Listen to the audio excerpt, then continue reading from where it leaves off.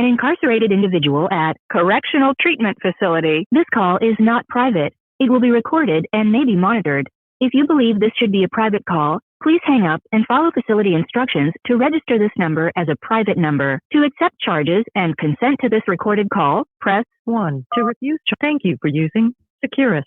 You may start the conversation now.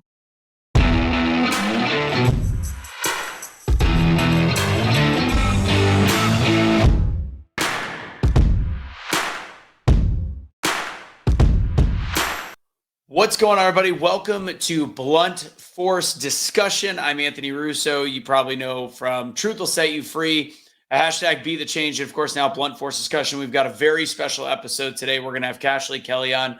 A couple things I want to share with you guys before we get started. Real quick, all the clothes that you see, we've got awakenetwokestore.com. We've got a Cashley Kelly specific shirt that I would love for you guys to check out. He's had it, Free Cash Kelly. We've had it since he got sentenced, our best-selling shirt, of course. And we, of course, have Unvaccinated Lives Matter that I'm wearing right now. We've got all different shirts. So go to awakenetwokestore.com. Check that out. Use cash at checkout for 15%.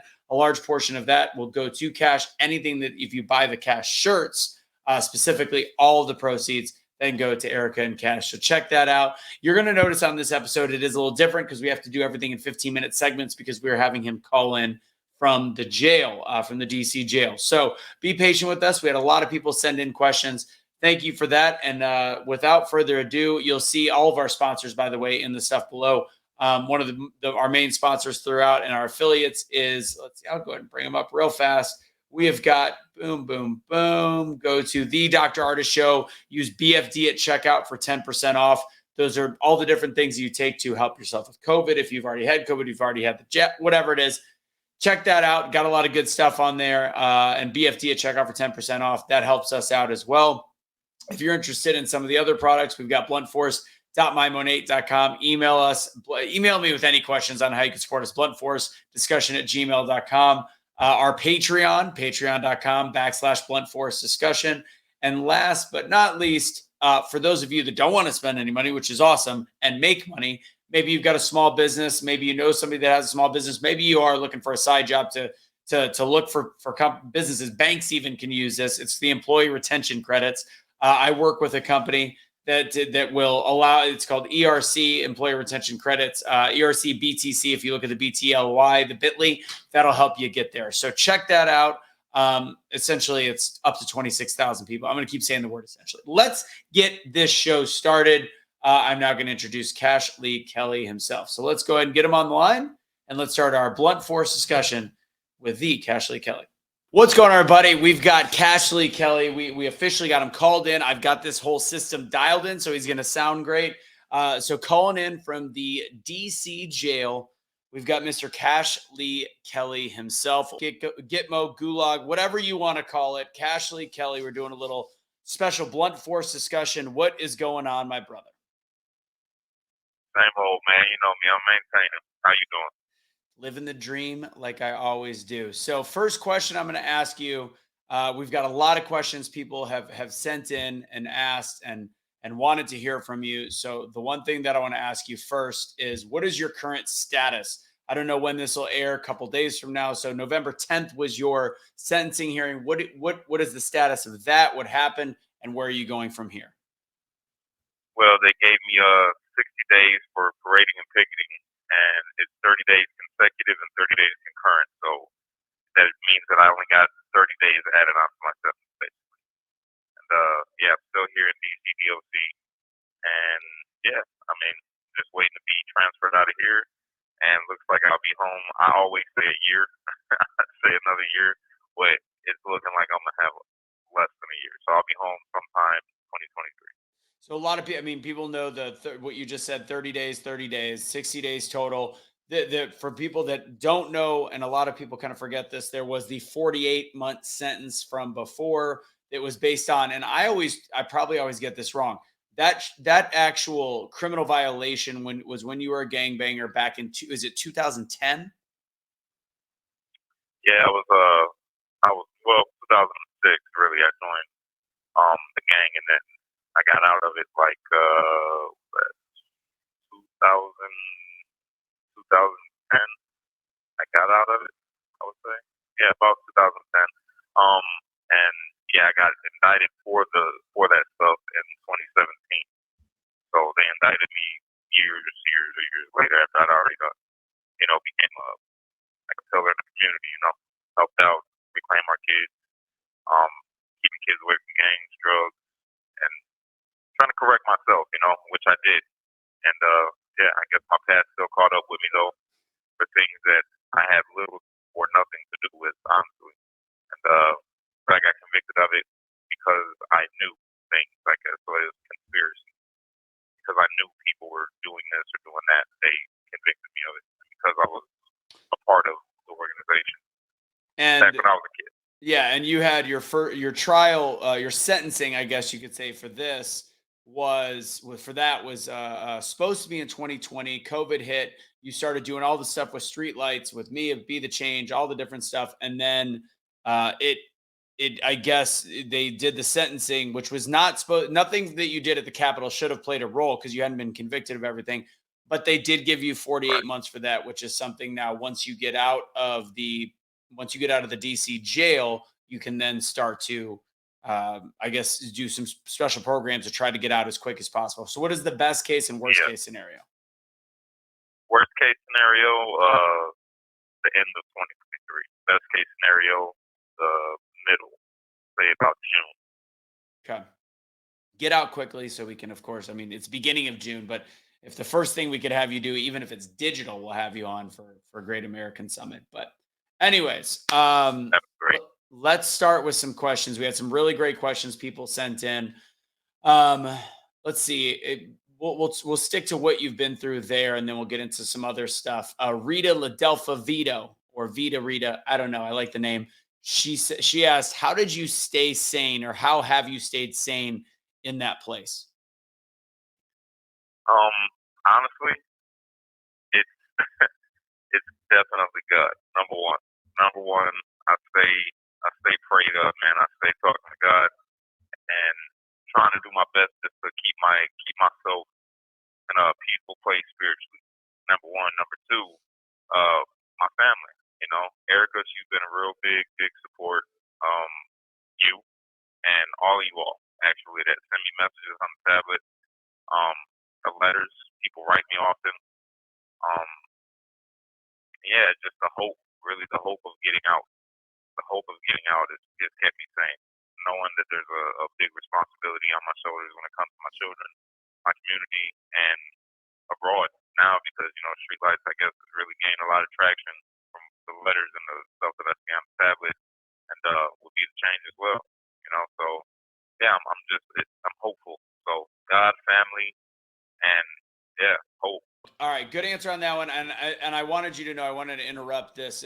There was about 60 responses just on a quick page because, of course, I didn't want to over promote how many questions. Otherwise, we would have been talking for 87 hours. But a lot of the comments said is people have been seeing your videos, share on TikTok still to this day.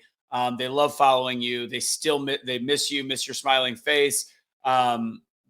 People are praying for you, as you always know. You see that all the time. But Yeah. some people didn't even know it happened. Like literally, like I've been wondering why you were gone. I thought you gave up. Yeah. So No, I'll never give up. a lot of support from people. And the other thing is, just so you know, so I went on. I did a rant the other day, right after your case. Even after I talked to you, you were in a pretty good place. You were pretty okay with it. But even to this Yeah. day, if I want to have any like massive reach, I talk about you. I had over 300 live people watching, people commenting, people sending you love. So even when I just mention your name, people want to know how you're doing, and they cannot wait for you to be able to spread a message. So I hope that And man, I'm inspires you a telling bit. you, bro, I love them. I love them. They inspire me straight up. So with that, we continue to support. There's people that are supporting people in the jail, in the J6 jail. Kat Bellman had a great question because there was one person that even said like maybe don't do lives from jail or something like that. That seems like a good idea, but there's no law stating against it. But Kat Bellman said, "Do you think we're hindering not just you and me, but people in general, hindering your release by people still publicly supporting him? Do you think that that's painting too much of a target on your back?" No, no, no, not at all. This one thing that I've learned being inside of here and dealing with the legal system and all of that is justice. Um, justice is supposed to be blind, you know, and they're not supposed to biasly, incarcerate someone or keep someone incarcerated strictly because of someone mentioning them or what they think about them or if they support them or do not support them. That should not play a factor in somebody's release. Um, and if that was the case, then you can bet that America's changing and not really being American anymore. So I don't believe that that's the case at all because there has been people that have gone home on bail, and the only reason I'm not out on bail is because I have a previous sentence. They didn't even want to incarcerate me for this. So, um, yeah, I don't think that at all. And all the support that I can get, I really appreciate. And like I say, learning all this stuff with the legal system, I got a lot more faith in our justice system than I have before. Like when I first got locked up, I was really angry.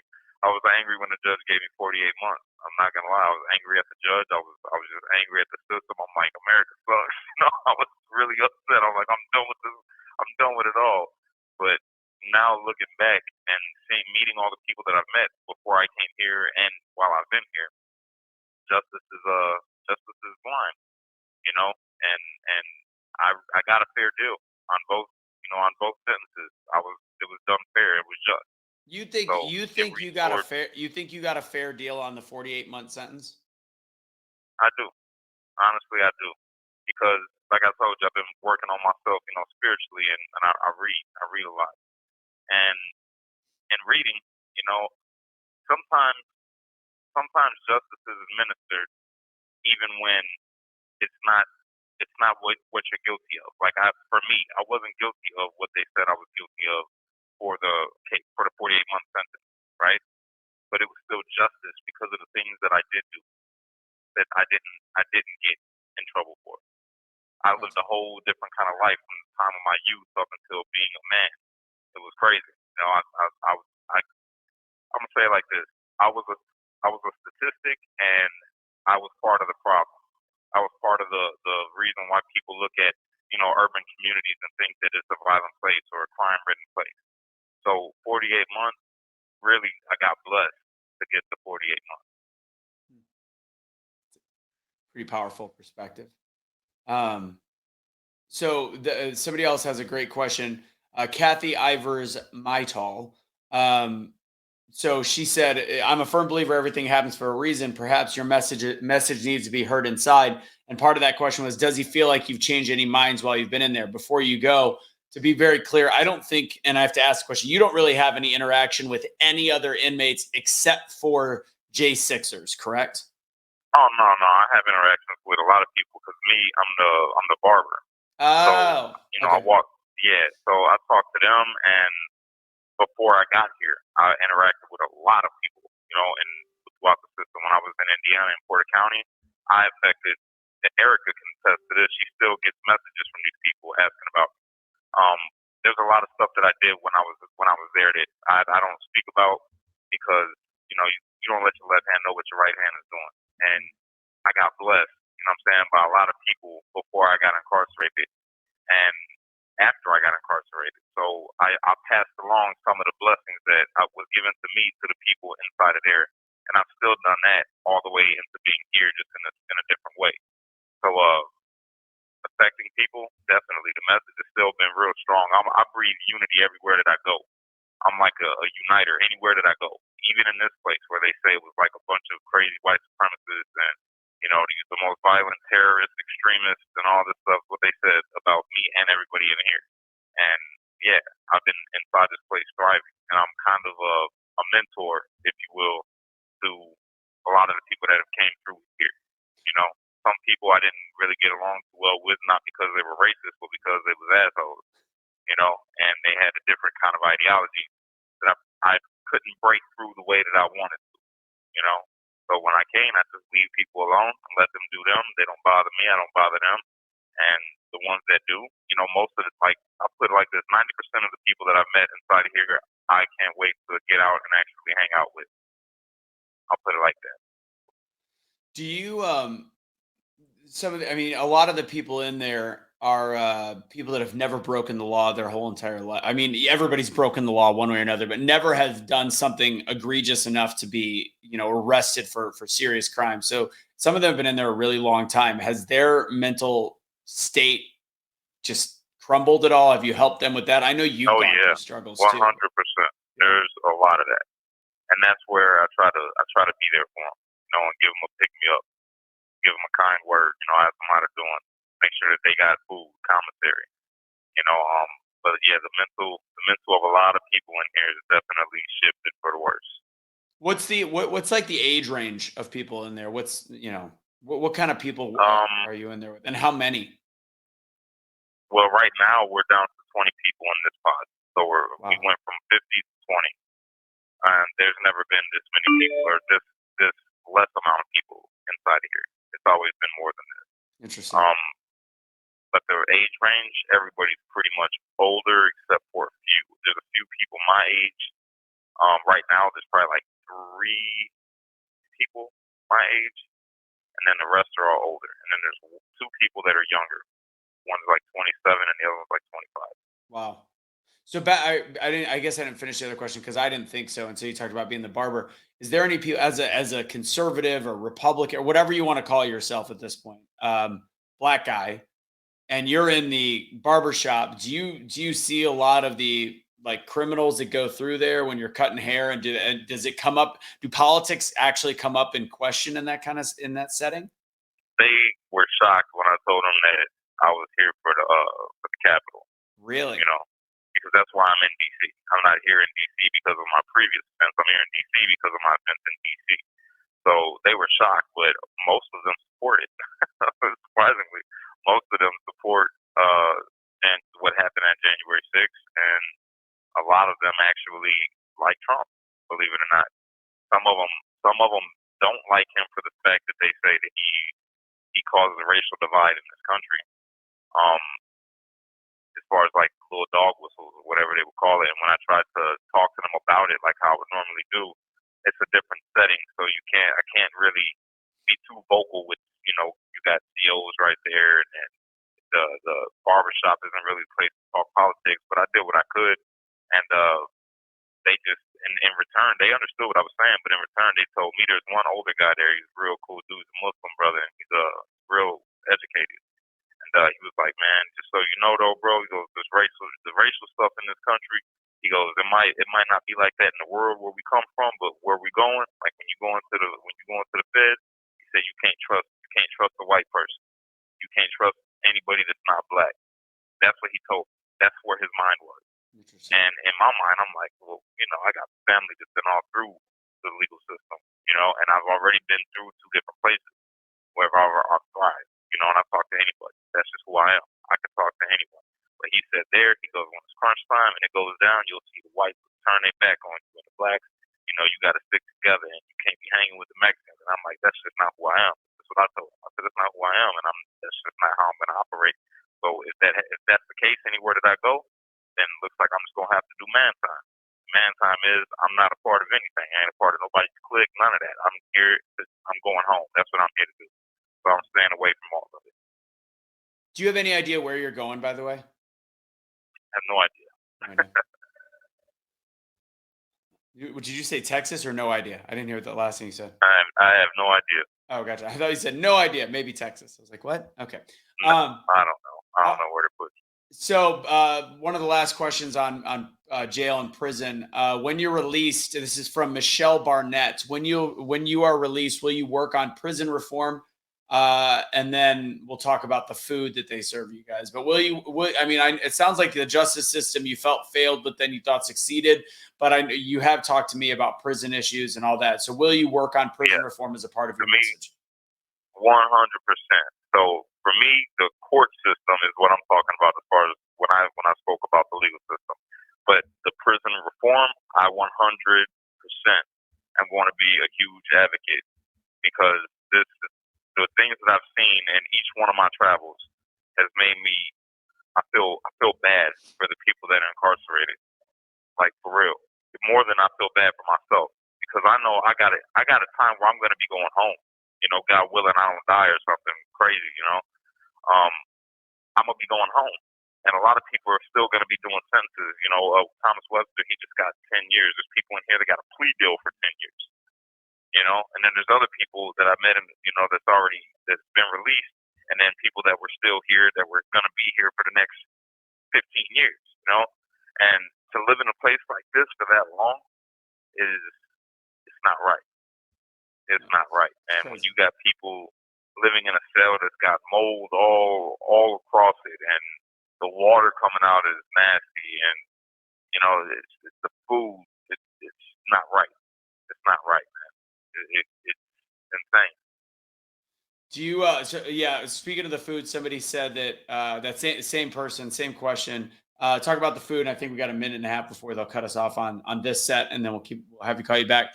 Talk about the food, what absolute garbage they feed inmates. Honey buns become valuable currency. It's sad.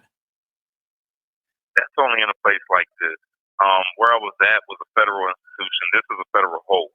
So when I was in MCC, the food was amazing. Really? It was, yeah, no lie. I was eating better there than anywhere that I've been so far. But they give you like food that's kind of gourmet. I'm not gonna say a lie. But this food in DC, yes, it's horrible. It is horrible.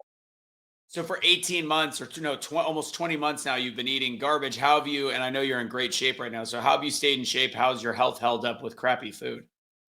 I don't eat meat anymore. I've been vegetarian for about 4 months now. And yeah, I eat rice, I eat beans, I eat the vegetables that come on the tray, I eat the fruit that comes on the tray. And I guess it's vegetarian if you want to call it that, because I started eating they got the smoked clams on the commissary. Mm-hmm. So I grabbed the smoked clams because it's got like high iron content and it's got the oil. You have 1 minute left.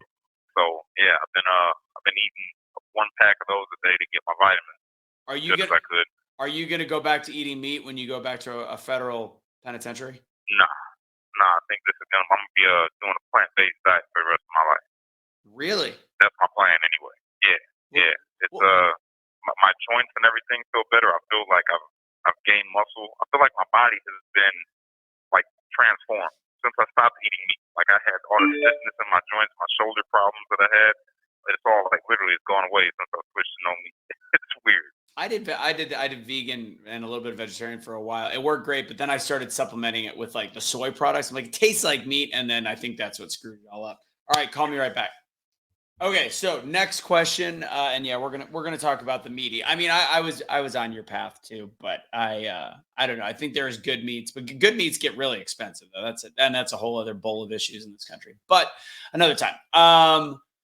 So we kind of talked about Rosalind Mayo had a similar question if you were bringing other inmates to the MAGA side. And we kind of talked about barbershop, but for the most part. So yeah, we kind of covered that. So the next question I've got, speaking of MAGA, and this is a conversation we started to have earlier today, how do you feel? And the last call we had, we even had this conversation. How do you feel about Trump running again? Well, honestly, if I'm going to be totally honest, I'll say this. He's a better choice than Biden, but I don't care. I don't really care. That's the truth. I don't really care. If he runs, if he doesn't run, I don't care. There's so much other stuff going on, in my life and in the world that a presidency isn't the biggest. It's not the biggest thing for me. And I know that that's not where change will be, met at. It's not. All the president does is find things that come across his desk.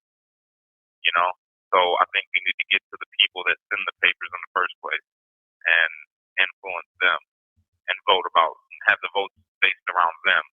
And then on a local level, have to get involved. And I feel like that's where that's what I'm gonna be doing when I get out. Is looking at things from a ground level, grassroots, and just be involved with the people and unity. And politics has made such a big divide in this country when it comes to even within our own party, Republican Party. You have MAGA Republican and regular Republican or pre-MAGA Republican, whatever you want to call it. And there's just a divide. Yeah. It's a divide. And then the statements that Trump made that, I didn't hear them, so I can't say that he said them, but I trust your word, Russo, and you said that he did. Well, I'm just like, what? Let me read you another truth because I wanted to bring it up before we had the call. So one of the other things, and I talked to you about how he called him desanctimonious and talked about how, he doesn't want to join the election because I'll talk about things that only his wife knows about. And that was a little sketchy to me, but you've got now that the election, this was a truth. I'm reading it verbatim on this one. Now that the election in Florida is over, which he did say he voted for DeSantis. But he said, now the election in Florida is over and everything went quite well. Shouldn't it be said that in 2020, I got 1.1 million more votes in Florida than Ron D got this year, 5.7 million to 4.6 million, just asking. And I completely ignoring that there's a huge difference between a primary and a presidential election. And yes. But why though? Why? I don't get it. Why even what is this even about? Why a house divided against itself cannot stand? And that's what I hear right now. When you just read that and the other things that he said, it's just division. And he's dividing. If the Republicans got any shot at doing anything, they can't have somebody that's willing to divide the party. I don't even want to get into it. I don't want to get into it, to be honest with you. I don't care who runs. I don't care who runs for president. When I get out of here, the thing that I'm focused on is helping the people as much as I can, and influencing the politicians that are in the communities where I'm going to be trying to help, or in the states that I go to help the people, to stand for the people, for the people's needs. I don't care about all the extra. I don't care about it. I don't care about tweets. I don't care about Truth Social. I don't care about any of it. All Godspeed to him. I hope if he does get reelected, I hope he does a great job. I hope the things that he signs into law are things that contribute to American success across the board, and not wasteful spending in other countries, and not funding a war, that we shouldn't have anything to do with. And yeah, that's where I stand on that. All right, and then let's go to Yeah, let's do this one. And that one, who was that? I forgot to say the name of the person. I want to give a shout out. Kay Myers was that question. All right, and Rosalind Mayo was the bringing inmates over. All right, going back. Next question.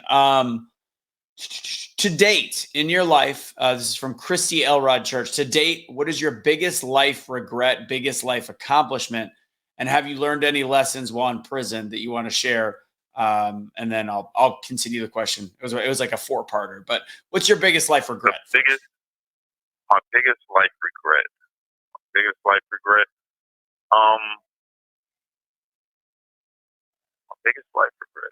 That's a big one.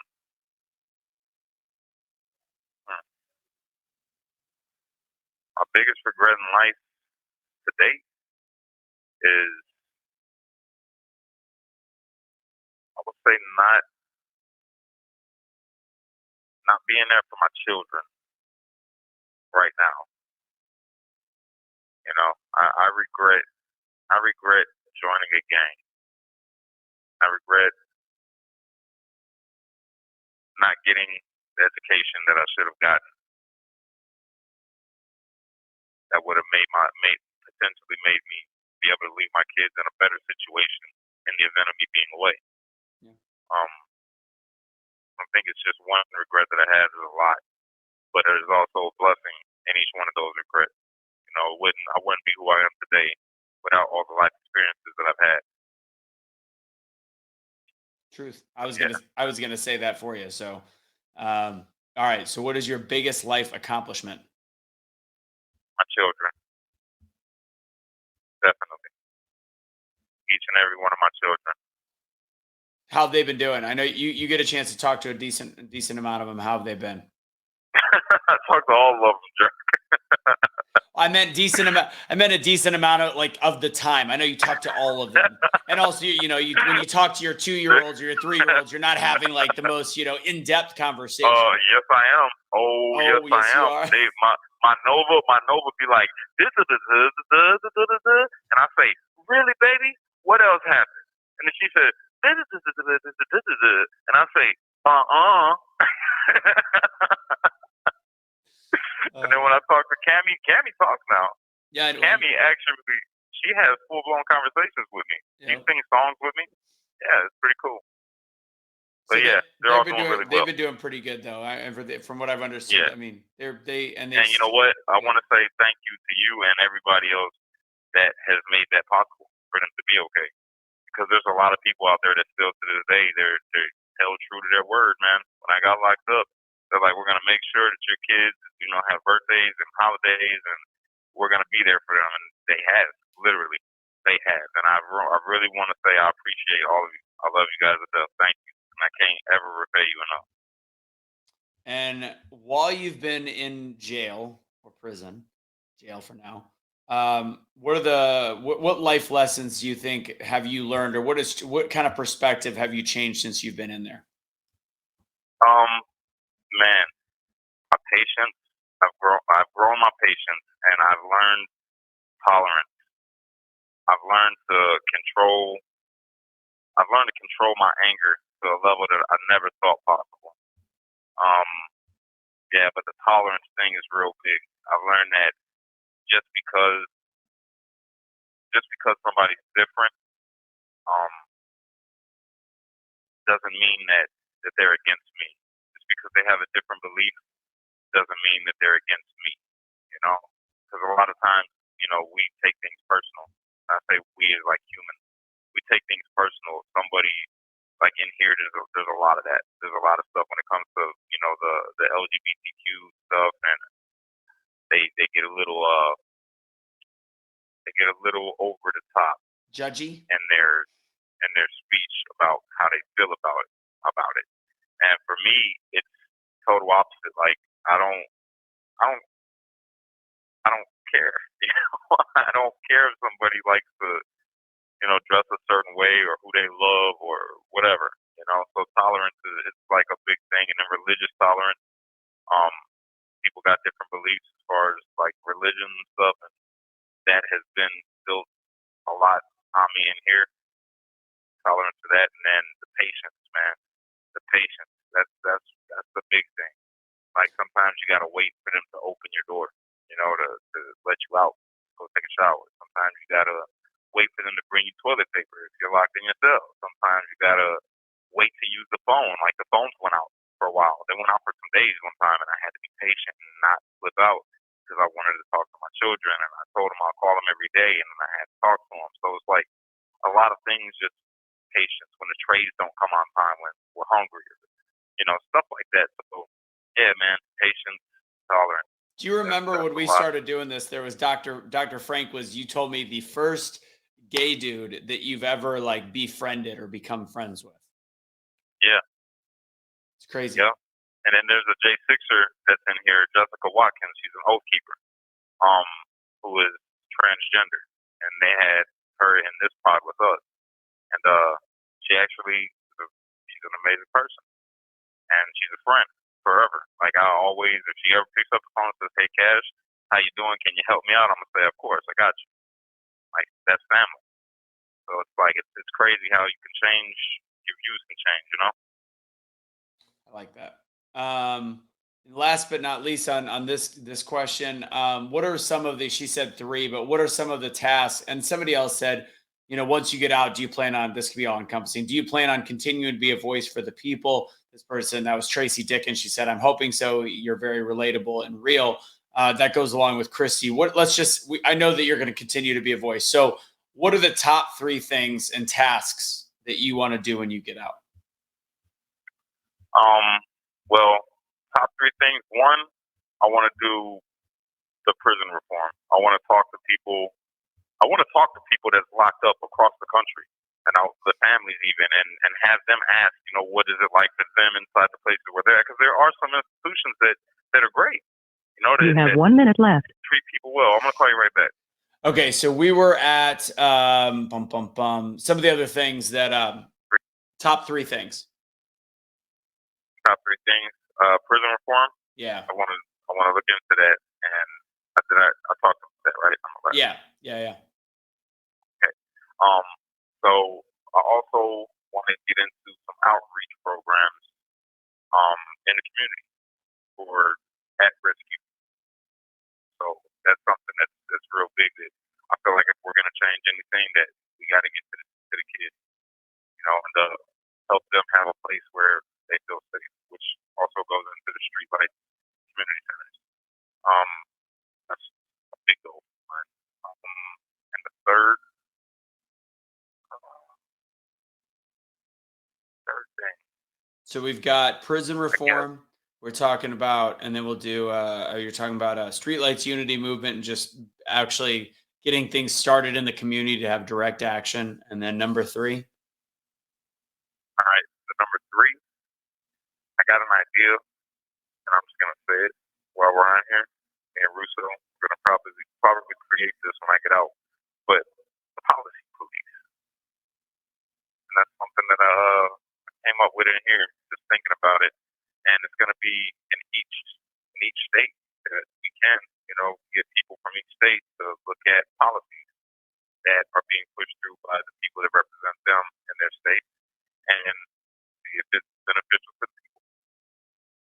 So say use it like a policy committee. Is that what you're saying? I call it policy police. Policy police. Policing policy, Sorry, the P's popped it in here. Policy police. So there's like convention of states that they have different state registrars for, but they don't know what they're doing. They're great. I mean, they want to, but nobody really knows how to start working on stuff like this. So I think that's a big thing. And then you and I also talked about potentially doing weekly, like almost a weekly sermon. Are you still planning on doing that? Yeah, 100%. That was something that I was going to say as well. Is I want to help out with my church. I want to help out with my church, my pastor, and all churches. I want to help out with mosques. I want to help out with synagogues. Anybody that has something positive going on in the community, I want to help out there, and have them also just reach out to the children. But for my own thing, the remnant is what I was going to call it. And basically, it's like a cousin to streetlight, and it's just a positive message, gearing people towards God. I dig it. All right. So that was also Anita Purdy. She was part of that question as well. So let's go to Christy. I never knew how to pronounce her name. Christy Herd. I think we made fun of her name one time and we got a good chuckle because it was like Herdlicka. Christy Herdlicka. Oh, yeah. Yeah, I remember that. She just asked the question, how are you feeling overall, mentally, emotionally, spiritually? Where are you at this week? I'm still good. You know what? I'm going to tell you something. I was reading my Bible, and I thought about something, man. You know who King David is, right? Of course. Okay, King David. Mm-hmm. When he was a kid, he was herding sheep. He was a herder, the shepherd, And Samuel came knocking on his door. He was a prophet. And he told his father, look, man, where's the sons at? I need to see him because one of them's going to be the king of Israel. And he's like, all right, yeah. He grabs his son, and he shows him his son. He left David up there because he was small. He was the youngest of his brothers. Yeah. And Samuel goes, nope, none of them. You got another one? And he goes, well, yeah, I got my son David, but I'm sure it's not him. He's little, He's like, bring him in, let me see him. So he sees him, he goes, that's him. That's the one. And it's funny because, David he wrote most of the Psalms that we read in the Bible. And I wonder if he wrote some of them Psalms while he was a herder, while he was a shepherd. And just believe in the goodness of God. If you read through the Psalms, you see sometimes where he's down and out, but there's sometimes where he's like, he just knows that good is coming. Like God is right there. And no matter the situation, God's coming. And he's faithful to that. And the thing that I thought was great was his own father didn't even see the greatness that was inside of him. But God sees the greatness in each and every one of us. The things that men can't see, God sees. God sees that greatness. And it was to the point where he made him the king of his people, of the people that was going to represent him, and had this major task of showing the rest of the world how to lead a God-driven life, was what the mandate was supposed to be for Israel, you know? And he saw that in this guy. He said, this is the one, little sheep herder. And then the same thing with Moses, you know? Moses wandering in the desert for 40 years. Prior to that, he's 80 years old, and he's like, yo, God said I got to go over here and free the people that are left, you know? They were enslaved over there. And before that, he put him raised inside the Pharaoh's home. God saw the greatness in this little baby that was floating down the Nile, that was destined to die, according to the Pharaoh. He wanted to kill them all. But he raised them, ended up having to raise them. And he ended up being the liberator of all these people. You know, so I say all that to say this. How I feel, how I'm feeling, is God sees the goodness and the greatness that is inside of me. Maybe the court system didn't see it. Maybe, you know, people that wrote news articles didn't see it. Maybe you don't see it, but God sees it. So every day that I wake up, I feel great because I know that my best isn't behind me; it's in front of me. And if I thought I was in a good place before I got locked up, I can only imagine the greatness that God got for me. You know, maybe tomorrow, maybe 10 minutes from now, maybe 10 years from now. But each day that I wake up until I get there, I'm going to be feeling grateful. I'm going to be feeling like my best is still yet to come. Like Moses, before Moses died, it says in Deuteronomy, the last chapter, he says that the light that his eyes were not dimmed. He still had bright eyes looking to the future, and his vigor was unabated. Even before he died, he was looking for the best. The best was still yet to come, and that's how I feel. So I feel great. All right. That answers the question. Good answer. You've had some low points and some high points though. So it has been a little bit of a struggle throughout, but in the end, what brings you back is that 100%. thought process. Yeah. 100%. There's always with happiness comes sadness, but you always got to be hopeful.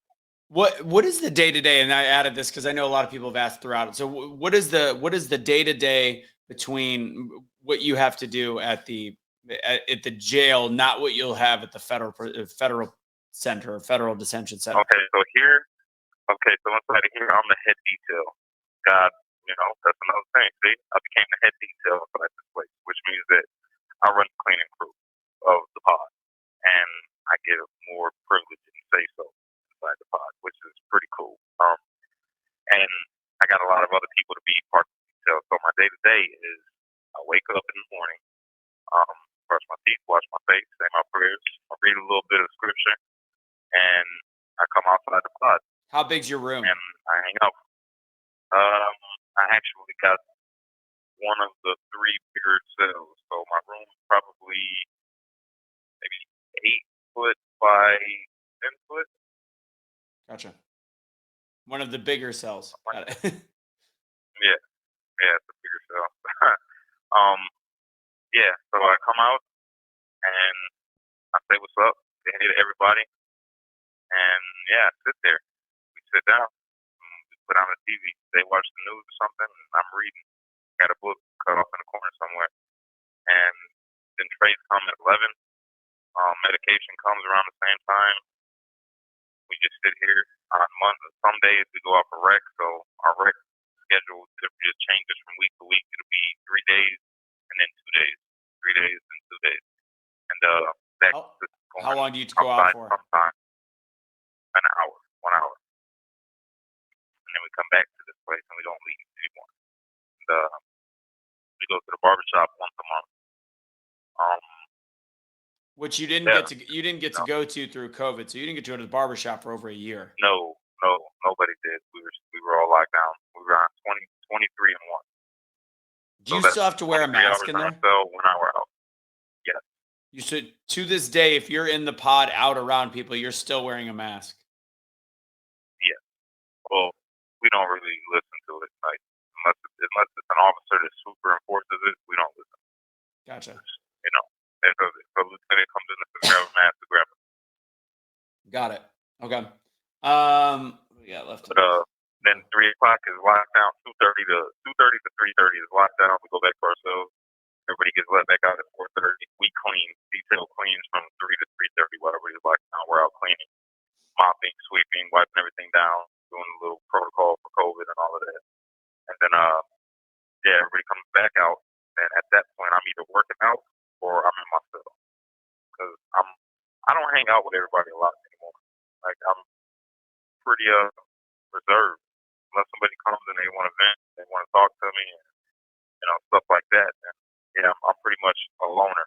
I hang out inside myself and I get on the tablet. Sometimes I'll sit the game on the tablet or message people back or watch a movie.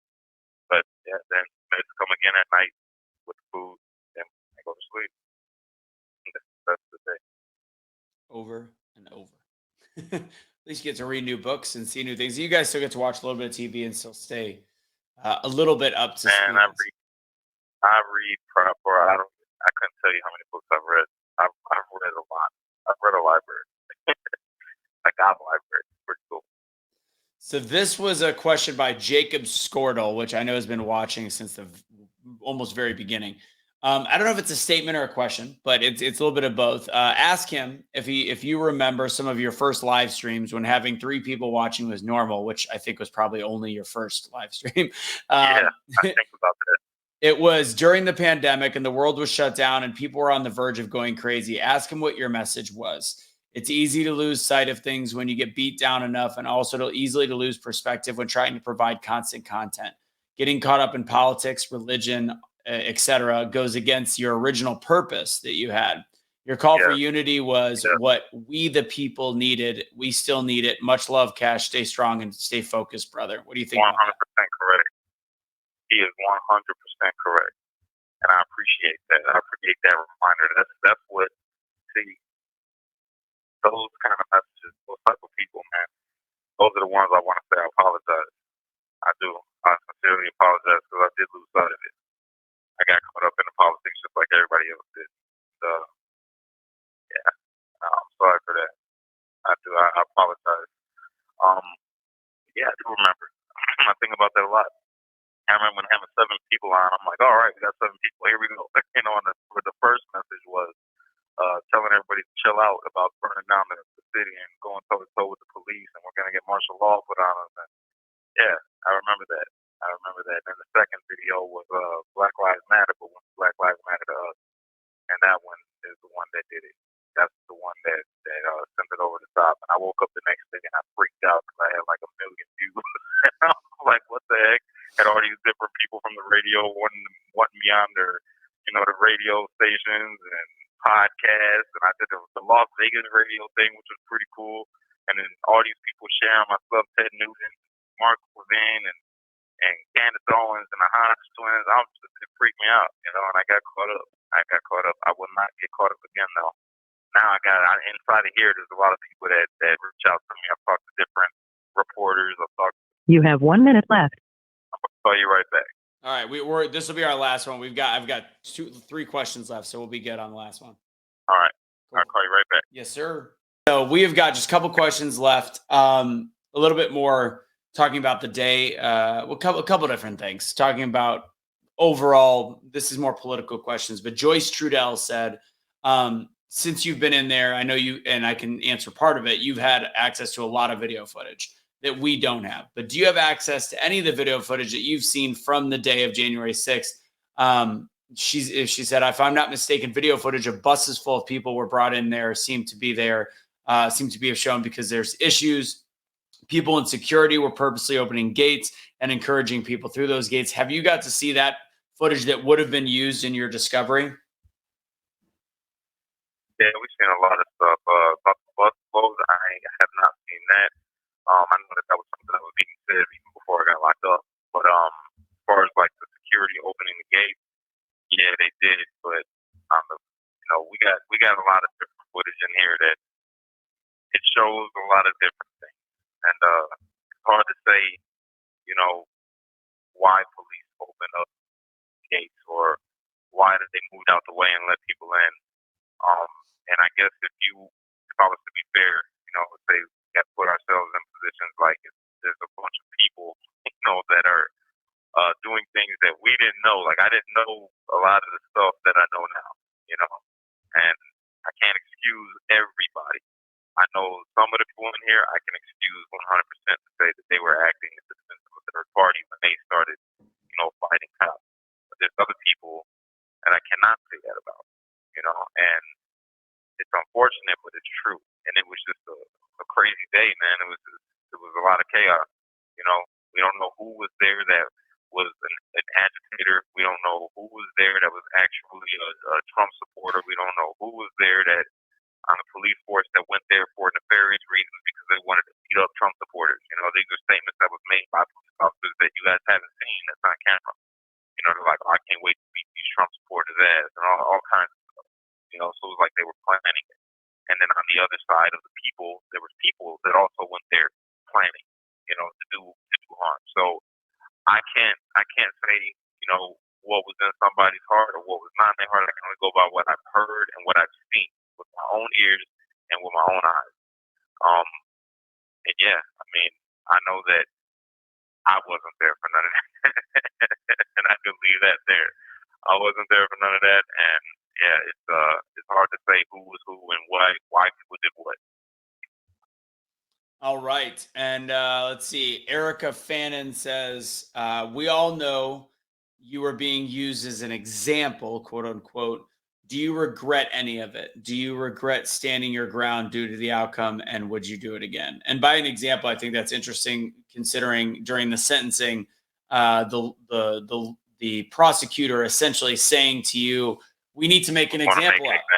We have to make an example because it would deter other people from voicing their right. So, as being used as an example, the judge disregarded. Say it again. The judge disregarded that. Yeah, and so I would say that the prosecution definitely wanted that. Correct. But do I think I was used as an example? I don't. I don't. Not in a negative sense, like they were trying to.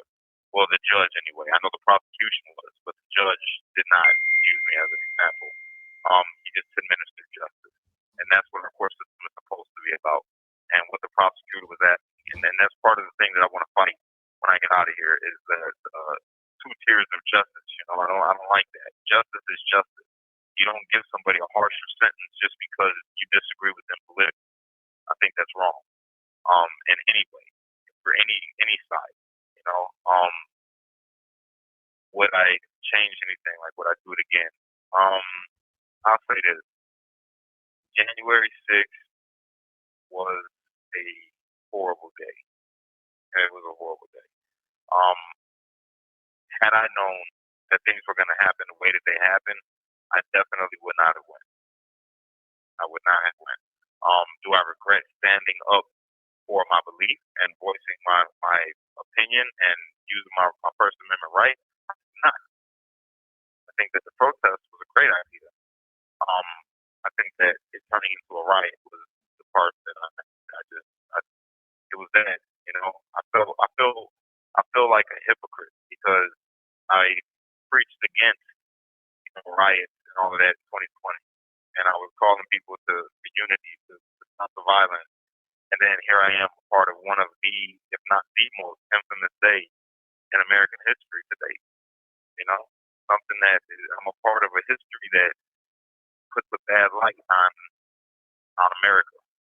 Do you think it deserves to be? Do you think it? I mean, you were there enough. Do you think it deserves to have that bad of a light written on it? Honestly. Yeah, I do. A woman got shot, man.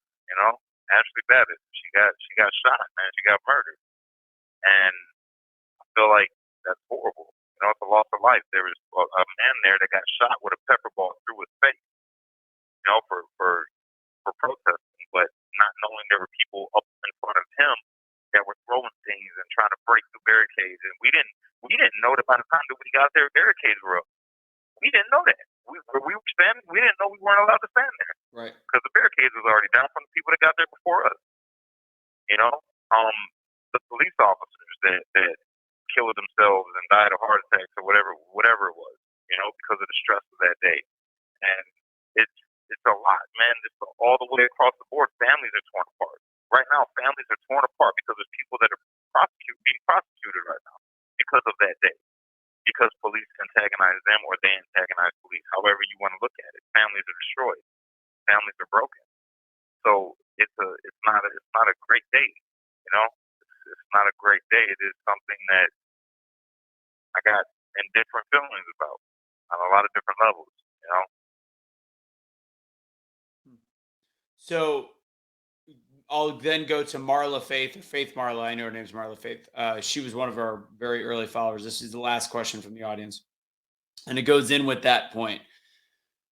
So she asked a very similar start to the question. Ask if you think you are being used as an example, but her point is different. Do you think that you were used as an example to keep everyone in line, to keep us all in line and afraid to stand up for our freedoms?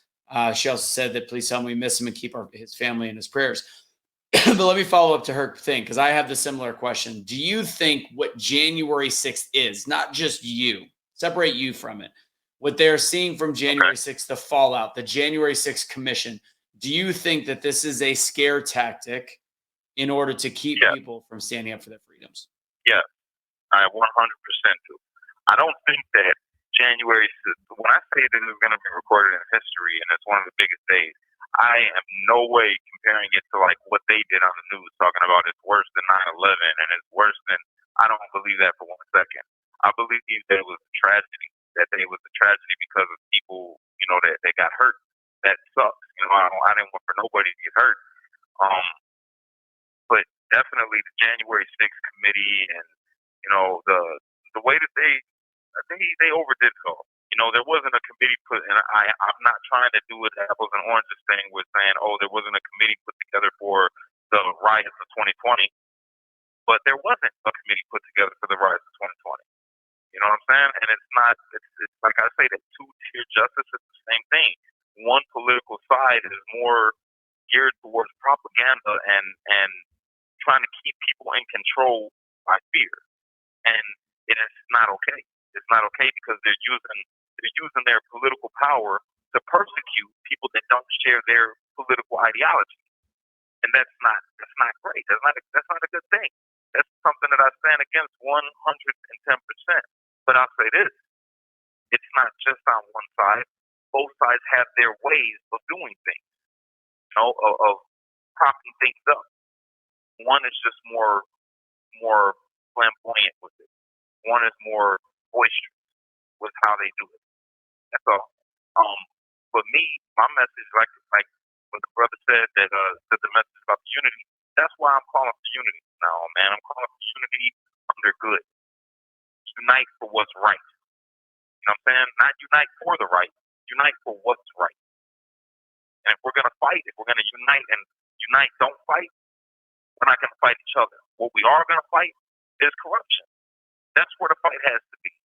It can't be geared towards, a political party. It can't be geared towards one politician. It can't be geared towards the police. It can't be geared towards black community. It can't be geared to. It's got to be. We got to stand up against the violence. We got to stand up against the corruption. These people that are in politics just for the money. We got to stand up against corrupt police officers in the police department that make good officers look bad. Stand against that. We got to stand against the people in our communities that have a lack of care for humanity, for human life. And we can't. It's got to stop. We got to stop looking at each other as, oh, this person is a Republican, so he's good, and this person is a Democrat, so he's bad. We can't do that. Or we can't go to this. We can't look at this community over here somewhere to be because it's plagued with crime. No, there's good people in that community. Oh, we can't trust these police because this cop did something bad. No, there's great cops inside that precinct. There's one asshole. That's what we got to do. It can't be the division. That's how we got into this mess, and we're just digging a deeper hole. And I fueled that. I helped dig that hole when I got into the political part of things, man. And giving credit where it wasn't due. Talking about code red. I feel bad for saying that. Code red. Vote red down the line. No, don't vote red down the line. Look at their policies. Look at what they're doing. And if they're good, then vote for them. All right. Well, I think on this little segment, we only got a couple minutes, or about a minute and a half. So first off, and you gave great final words there, but how can people still help you as of right now? Well, I mean, just keep on looking out for my family. If you guys could do that, that'd be great. Check up on my kids. I can't do it. I'm in here. There's nothing I can do right now. I'm stuck. Um, just get in contact with Erica or talk to Russo. You have 1 minute left. And them two people are the two people that look out for me. Erica, if you guys reach out to her, 100%, she takes care of things. If the kids need something, she's on it. She's been my biggest support since I've been locked up, since literally day one. That woman has answered every call. She's been there, and I really don't deserve it. Like, she's great. So, yeah, if you want to help me, then help her. She's the one that helps my children. And at the end of this video, I'll go ahead and I'll share a link that we'll talk about, but we got shirts and we've got a special code for Cash that we already talked about. But with that said, we probably only got 20 seconds, so we got to end it the right way, Cash. They want to hear you do it. So give it the final run. Unite, don't fight. Be street light. Because only you can be the change that you want to see in the world. And when you get too stressed out, you got to remember to pray, America. Because without God, everything falls apart. Woo!